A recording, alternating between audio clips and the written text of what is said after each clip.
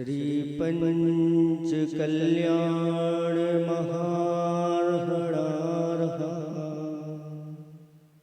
वागात्म भाग्यातिशयैरुपेता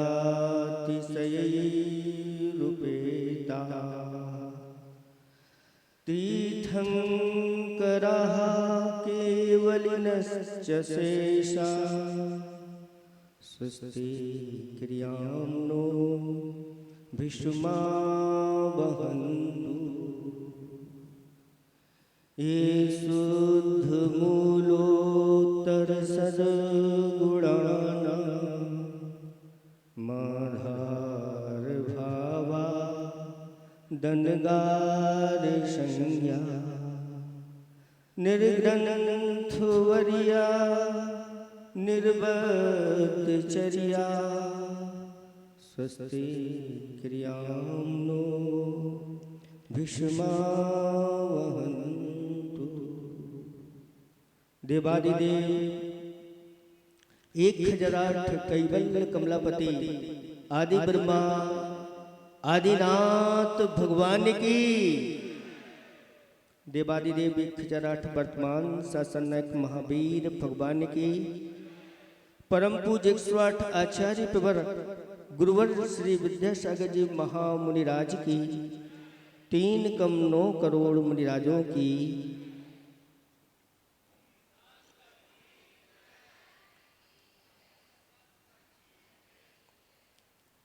धर्म स्नेही पापात्माओं, आज जो कुछ आप सबको मिला है वो सब गुरुदेव की कृपा से मिला है। कहा है ऐसा देखो आज आंख से, ऐसा देखो आज आंख से निज चेतन ही दिख जाए, और ऐसी ताली आज बजाओ, ऐसी ताली आज ऐसी ताली आज बजाओ रोग देह के मिट ही जाएं। ऐसा नमन करो गुरुवर को। गुरुवर शीघ्र इस बागड़ की धरती पर आए। गुरुवर शीघ्र इस कौन सा क्षेत्र है ये, खड़ग क्षेत्र में आए। एक गुरुदेव का आशीर्वाद आप लोगों को 12 वर्ष पूर्व मिल गया था। कितने वर्ष पूर्व? कहते हैं कि अवसर जब आते हैं तो कैसे आते हैं? दबे पांव आते हैं, और अवसर जब जाते हैं तो पंख लगा करके उड़ जाते हैं। और उस अवसर का आप लोगों ने लाभ लिया और गुरुदेव के पास जाके प्रार्थना की, और माता जी का संघ इस भूमि पर आया और आप लोगों ने उस अवसर का लाभ उठा लिया और बीजारोपण कर दिया एक नवीन भव्य जिनालय का।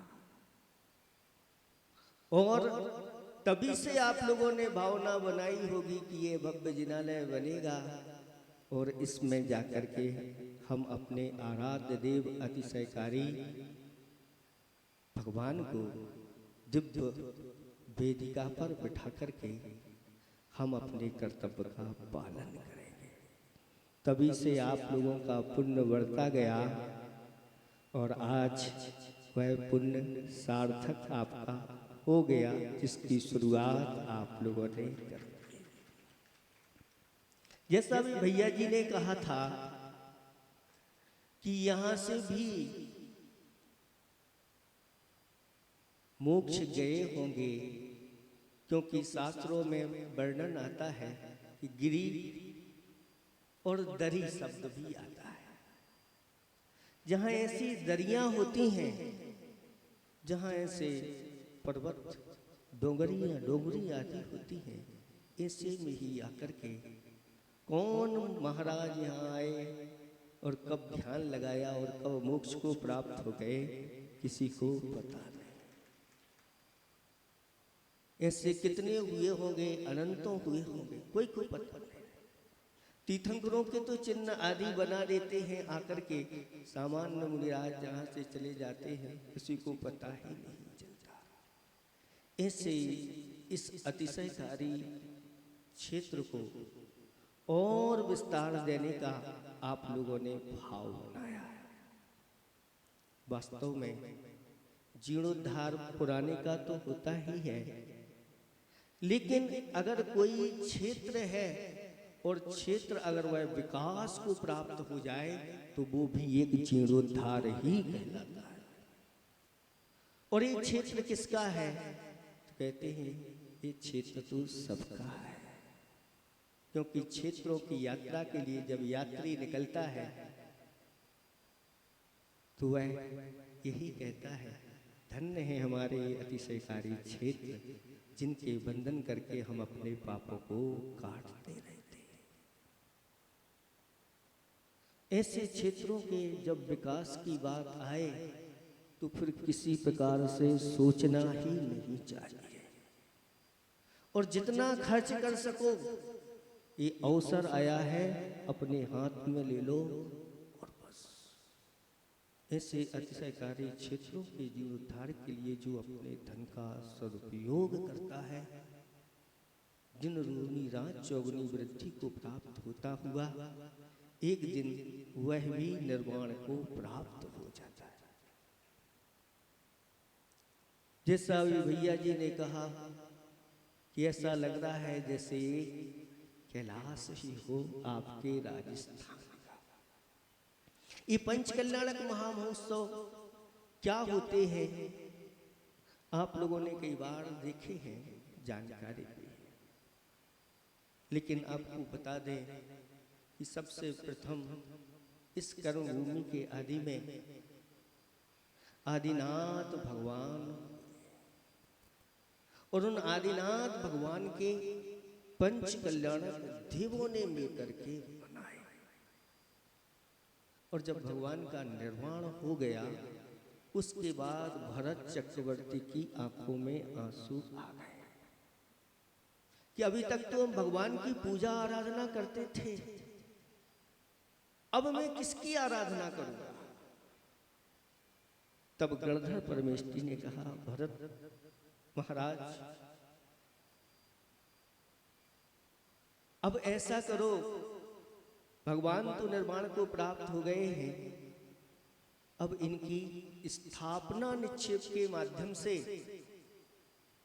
चिन्हालय बनवा करके और उनमें उनकी प्रतिमा विराजमान करके उनकी पूजा आराधना करो, तुम्हारे लिए वही फल मिलेगा जो साक्षात समूसण में जाकर के फल मिलता है। और उस समय भरत चक्रवर्ती ने कैलाश पर्वत के ऊपर 72 जिनालय, भूत, वर्तमान और भविष्य संबंध 324 को विराजमान किया।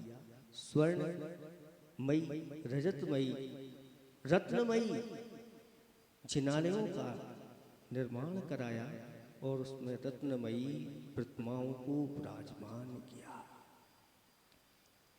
कितनी बड़ी प्रतिमा, जितनी बड़ी हाइट के भगवान थे आदिनाथ भगवान 500 धनुष के थे, तो 500 धनुष की रत्नमयी प्रतिमा क्या होगी?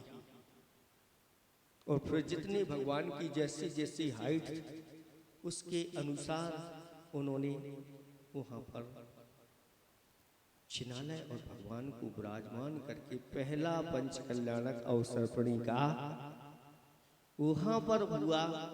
और उस पर्वत के चारों ओर परिक्रमा के माध्यम से ऐसा ही महोत्सव किया गया। तब से आज तक ये पंच कल्याणक होते आ रहे हैं। और स्थापना निक्षेप के माध्यम से ये अवसर आप लोगों के लिए दिया गया कि जो ऐसे इन पंच कल्याणकों को करता है वह एक दिन, कल आपको बताया था कि संसार के वह सर्वश्रेष्ठ सुखों को प्राप्त करके एक दिन उसके भी पंच कल्याणक हो जाते हैं। ऐसी महिमा है। कितनी महिमा बताएं, बता नहीं सकते। आचार्य भगवान कहते हैं कि ऐसे इन कार्यक्रमों का जो लाभ उठाते हैं उनका ऐसा पुण्य फूलता चला जाता है, पाप कर्म की निजरा ऐसी होती चली जाती है, और उस पर जब फल लगते हैं तो अनंत के रूप में सामने आ जाते हैं। यानी उसको भी एक दिन अनंत चतुष्टय की प्राप्ति हो जाती है। ऐसी महिमा इस पंच कल्याणक की होती है। इसलिए आप सब लोगों को अच्छे से बताया माता जी ने, शुद्धि विशुद्धि के साथ। तन की तो शुद्धि हम कर लेते हैं,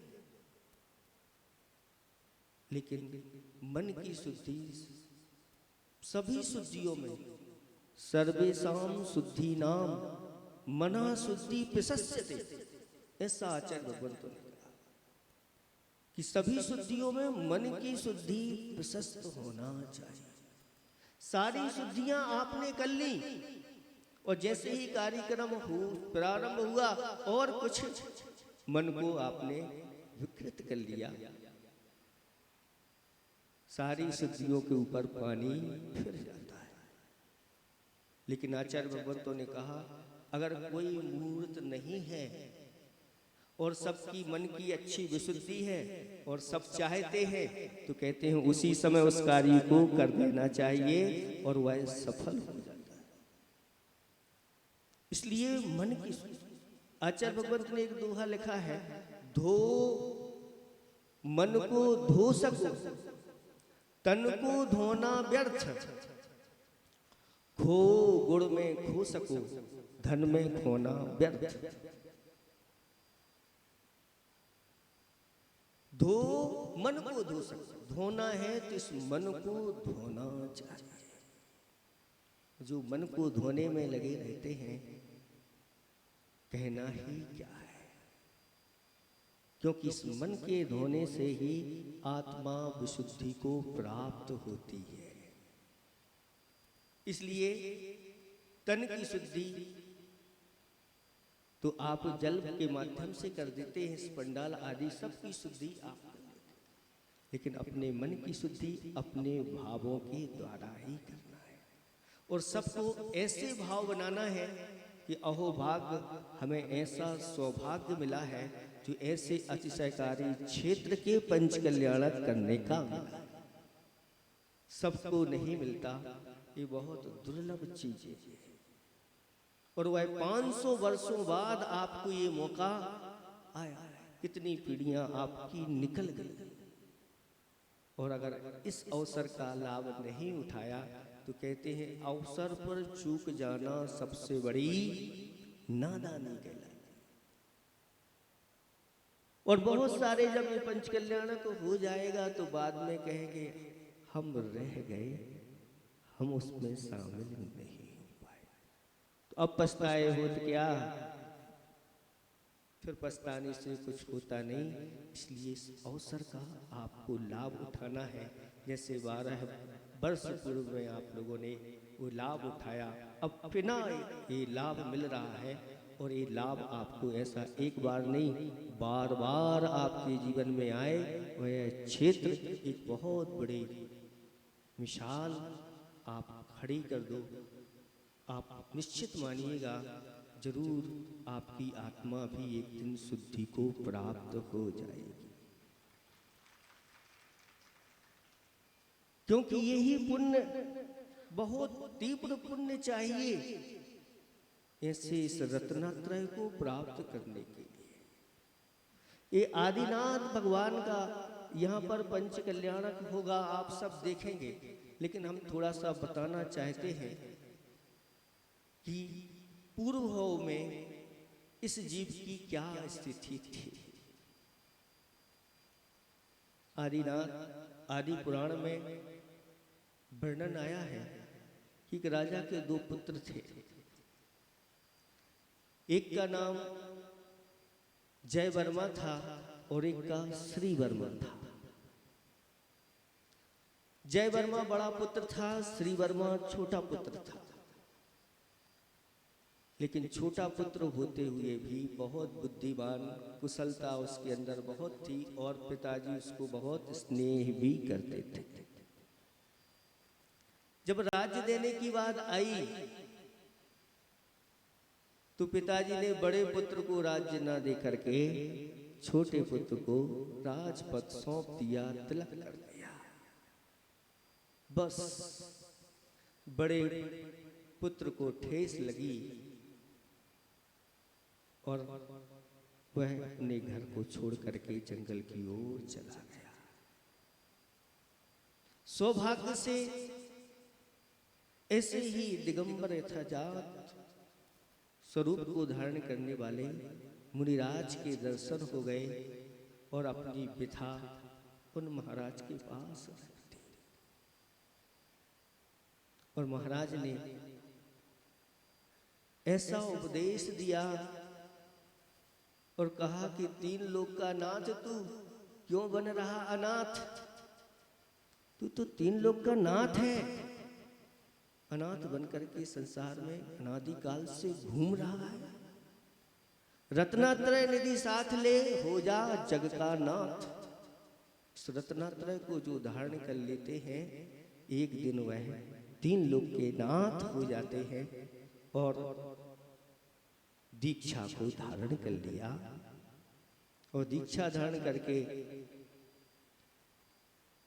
अपने केशलोंच जो किए, उन केशलोंचों को एक स्थान में जहां कुछ छेद सा दिख रहा था वहां उन्होंने डालने का प्रयास किया। और उसी समय एक सर्प वहां बैठा हुआ था, उस सर्प ने डस लिया और ऊपर से विद्याधरों का वैभव निकल रहा था। एक राजा अपने वैभव के साथ जा रहा था और उन मुनिराज ने उस वैभव को देख करके परिणाम कर लिए कि मुझे भी इस तपस्या का फल ऐसा वैभव मिले। और मृत्यु को प्राप्त होकर के विद्याधरों के राज्य को उन्होंने प्राप्त किया। और वह ऐसा विद्याधरों का राजा बना कि सभी का स्वामी बनकर के वहां पर बैठ गया। सब सुख उसके लिए मिले और ऐसे करते हुए पूरा जीवन कब बीत गया पता नहीं चला। ऐसा क्यों हुआ?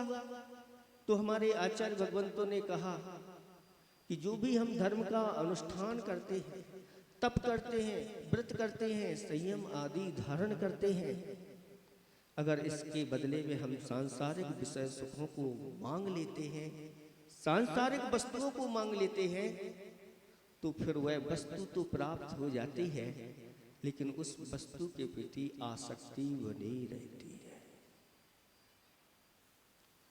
और उसकी आसक्ति छूटती नहीं। 2 चक्रवर्ती ऐसे हुए जिन्होंने पूर्व में निदान किया और चक्रवर्ती का वैभव मिला, लेकिन अपने जीवन में वह व्रत नियम संयम कुछ भी धारण नहीं कर सकते और नरकों की यात्रा।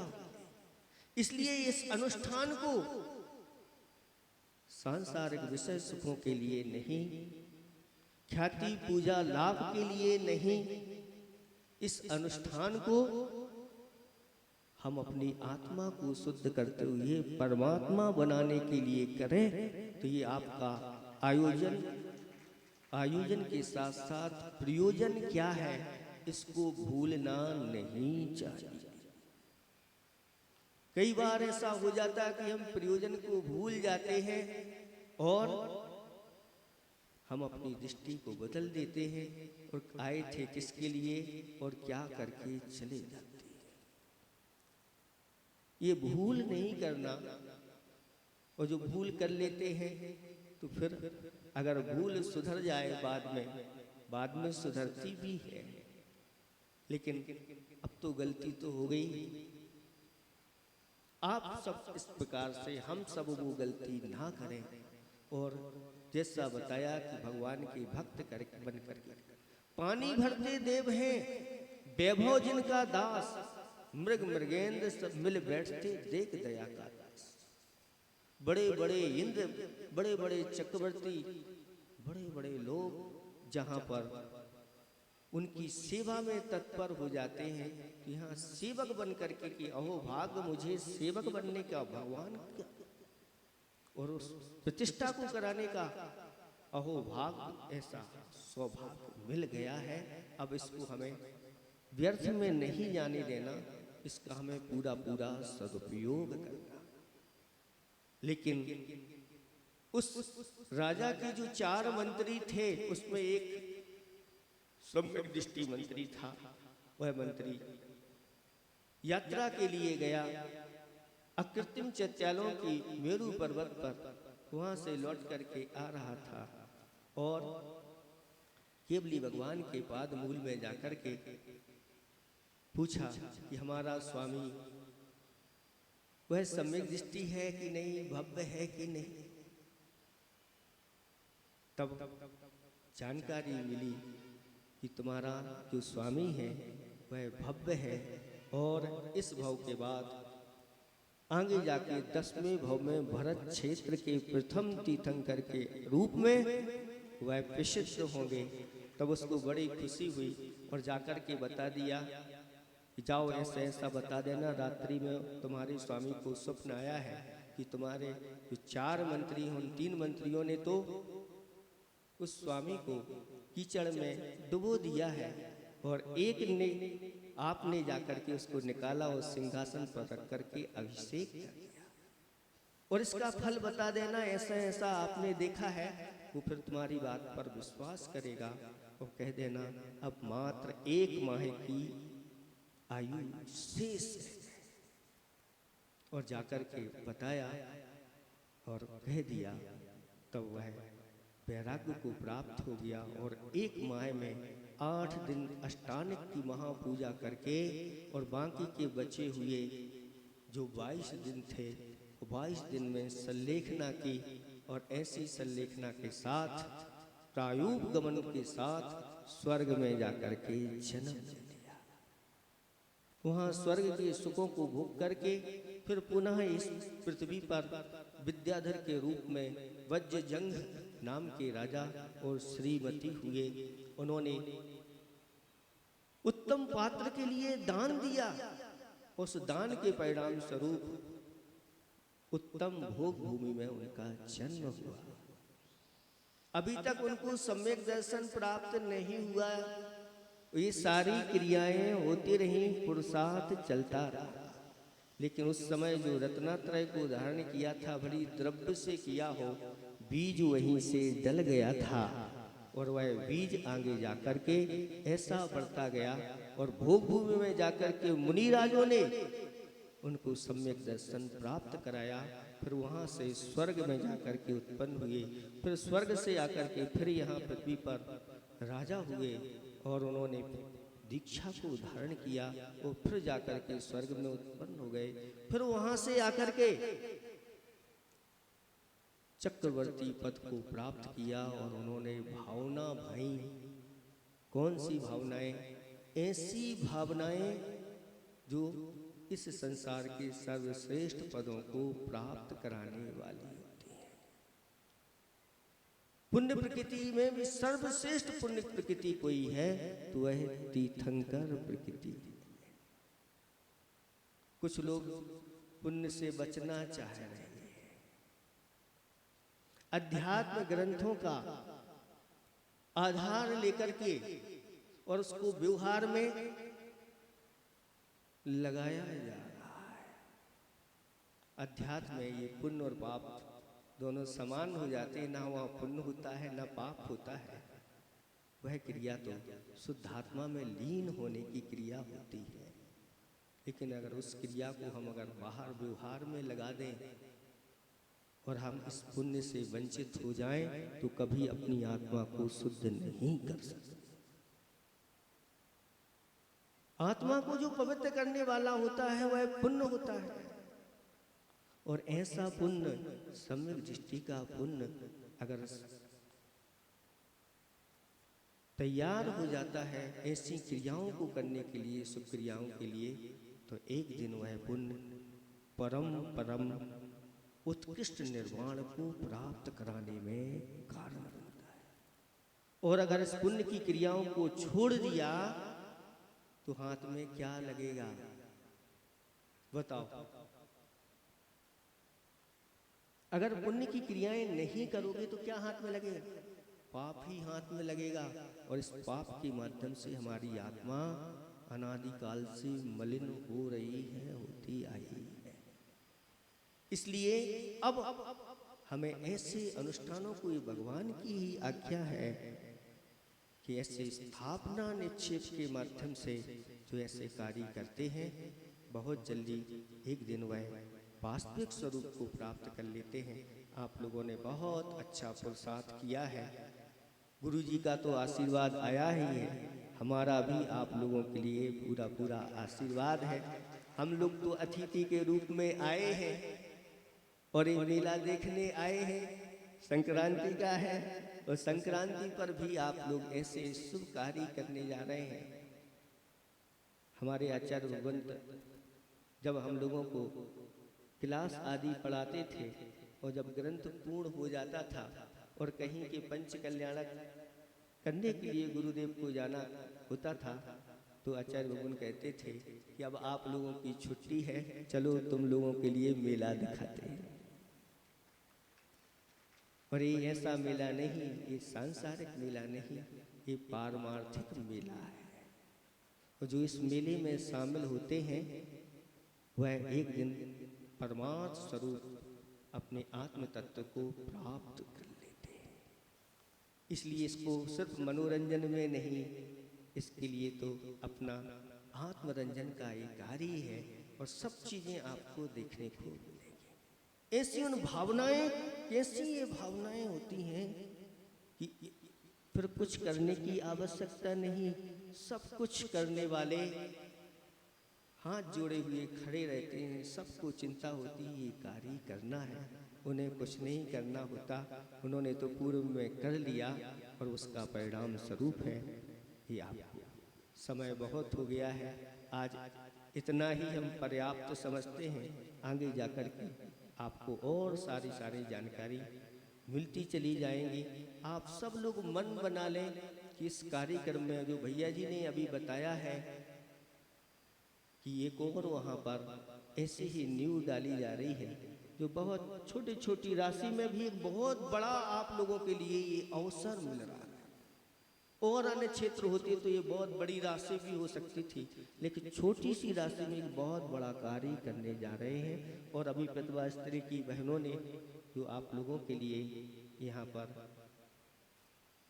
विधवा स्त्री के बारे में बताया, हम तो ये मानते हैं कि आज ऐसे कलियुग में, कली काल में, जहाँ स्कूलों की दशा, कॉलेजों की दशा कैसी है, पढ़ाने वाले कैसे हैं, उनके आचरण कैसे हैं और पढ़ने वालों की क्या स्थिति है, ऐसे इस कली काल में भी गुरुदेव के आशीर्वाद से जो आपकी बच्चियों को पढ़ाने वाली, जिन्होंने आजीवन ब्रह्मचर्य व्रत आचार्य भगवंत से धारण किया और साथ साथ में जिन्होंने व्रतों को अंगीकार किया, व्रतों की वाणी से लगे हुए, अपने को भी सुरक्षित रखे हुए हैं और आपकी बालिकाओं को सुरक्षित करने के लिए तत्पर है।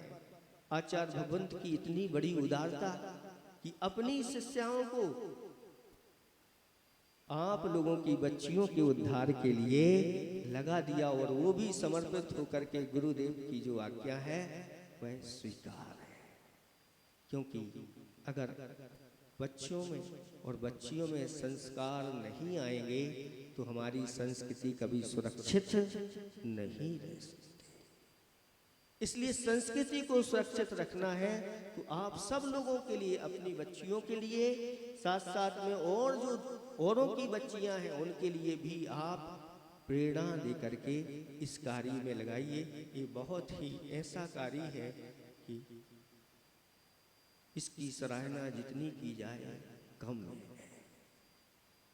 इसलिए आप लोग अब मन बना करके इस कार्य को आगे के लिए समय समय पर शुद्धि के साथ, मन की विशुद्धि के साथ, जैसा विनय भैया जी कहेंगे, क्योंकि प्रतिष्ठाचार्य के रूप में आचार्य भगवंत ने उनको आपके पास भेजा। अभी सुन रहे थे, कोई महाराज ने कहा कि आचार्य जी आपका स्वास्थ्य ठीक नहीं है, और विनय भैया को अब यहीं रहने दो, कोई दूसरे भैया को भेज दो, वहां पर दूसरी व्यवस्था हो जाएगी। तो आचार्य जी कहते हैं नहीं, मैं स्वस्थ हूँ और जाना है, खुड़ादरी जाना है। आचार्य भगवंत को देखो आपकी कितनी चिंता है, ऐसे अस्वस्थ रहते हुए भी उन्हें सब कुछ ध्यान है। इसलिए आप लोगों को समर्पित होकर के कि गुरुदेव ने हमारे लिए इतना दिया है, तो हम ऐसे उनके लिए समर्पित रहेंगे और एक दिन इस क्षेत्र को बहुत ऊंचाइयों तक ले जाएंगे। अहिंसा परमो धर्म की